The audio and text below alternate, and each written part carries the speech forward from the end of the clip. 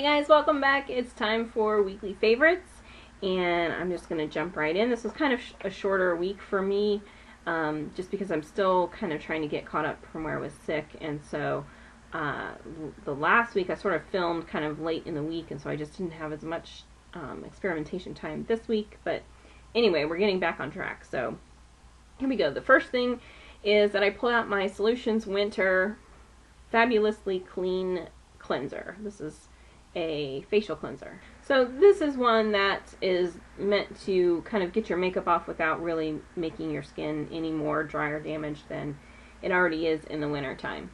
And you know, the Solutions line is changing a lot. This is one obviously that for the past couple years they only sort of brought out in the winter time. They aren't doing as much with the Solutions line lately, and so they haven't really done this, I would say, in the last year or so. But if you have this one already, then make sure you pull it out of your closet, because I don't know about you guys, but I'm already starting to have dry skin, and my nails are already starting to become more brittle, and they're, you know, cracking and peeling at the corners, and I'm already starting to get sort of all of the downside effects to the weather getting colder and drier. And I'm not ready. But anyway, so it's a good time to pull this out and to think about like thickening, you know, changing your moisturizer to your thicker, heavier creams and that sort of thing, in order to kind of prevent that additional dryness that your skin is suffering from now. And the next thing I have been playing around with again is my Avon Elements Youth Restoring Anti-Wrinkle Eye Roller. It's a purple bottle, or purple box. Just one of those nice creams that has the roller ball applicator, and you kind of twist the top to turn it on, and you squeeze some up to the tip, and then just kind of roll it on, and you can pat it in. It's the little top. It's just a nice, kind of a nice cream. You know, it's designed to diminish the look of kind of fine lines and wrinkles around the eyes, and I've just been enjoying sort of mixing up my routine a little bit lately, so that has been nice. Next, I pulled out, this is a product from the Allure Beauty Box, I believe, from like a year ago-ish, and I really never played around with it when I got it. This is the NYX Love in Paris palettes, and this one happens to be C'est La Vie. It's number 6. And this is the one that has the cute little bow on the side. Can you see the little bow there? So, nice colors. NYX always has really nice colors. I do find that they can sometimes be a little chalky, like I'm wearing them today. And when they blend together nicely, but sometimes they can lose their color. They're not the pigmentation, but they lose the actual color. The colors mix together, and you have to be careful not to end up with some kind of a muddy sort of color from mixing them together. So, you know, for example, I'm wearing this sort of champagne-y cream color. These are both sort of champagne-y colors, but this one is a little deeper, and this one is a little lighter. I'm wearing that all over the lid, and then I have this green color, which is like, you know, dark grass green in the outer crease, and in the crease in the outer V. And these two colors blend together to make this almost seem like a charcoal gray. It loses the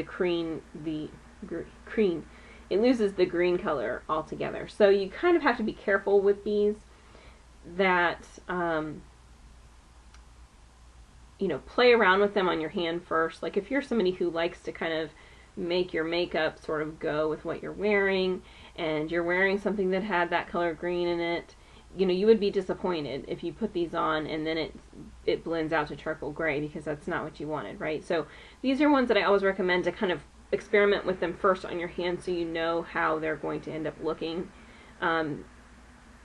before you decide to kind of slather it all over the face, and then, you know, and then either have to start over or change products or fix it.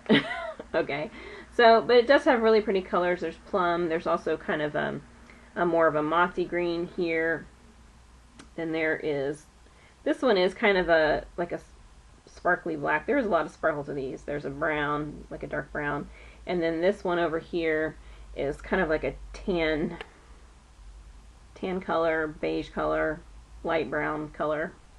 This one's kind of a burgundy sort of plum. It's almost a deep purple. It's kind of when you take plum and burgundy and dark brown and you mush them all together and you get that weird plummy purpley brown color.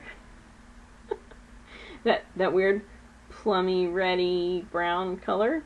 That's kind of what this color is. It leans, for me, if I just look at it really quick, I probably would describe it as a plum, but it really has, the more you look at it, the more you sort of see the red and brown sort of come out of it. So anyway, it is a pretty palette. NYX is always just kind of sort of a little hit or miss in how the shadows work and how they work together. They can sometimes be a little bit chalky. I would say the cream color is, you know, a little on the chalky side, but that's partially because it has such a shimmery finish to it. But anyway, it's been fun playing with it. And then I also pulled out my Avon Glimmer Sticks dual-ended eyeliner. This is the classic version, which means it has black on one end and the dark brown on the other. These are, I've seen these recently still. There's some colors still kind of in the Outlet catalog, but this for most people is going to be one that you should pull out. But either way, you know, it's still a Glimmer Sticks pencil, and so, you know, you can get the dark brown or you can get a black just out of the regular Glimmer Sticks. This one just happens to be, you know, dual-sided, so it's, you know, the fun of 2-in-1. And then lastly is one of the Avon Ultra Color lipsticks, and the color that I have here is Crush. So here, these are the ones that have the clear lids, so you can actually see the color through the lid, which is nice. And this is kind of like a deep red, kind of almost what I would describe as a deep red, but it has a little bit of, it's almost like it has a little bit of mauviness to sort of tone that down. So it's not exactly a deep red, it just leans to the, you know, the deeper, darker shades. It's got a little bit of oranginess to it, but it's more of a blue-based.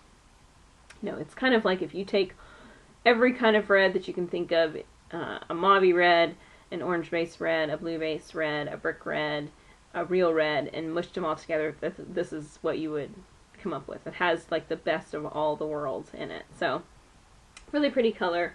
I've enjoyed having that, especially, you know, in the fall. That's a great one for October when you want to be a little more vampy and you pull out a lot of those deeper, more fun shades. Okay, so that's it for this week, and let me know what's going on with you in your beauty world or just your regular everyday world down in the comments, and what you've really been enjoying using this week. And if you have any suggestions for videos you would like to see, put that down there as well, all down in the comments. And don't forget to subscribe if you're new to my channel, and I will see you guys the next time. Bye!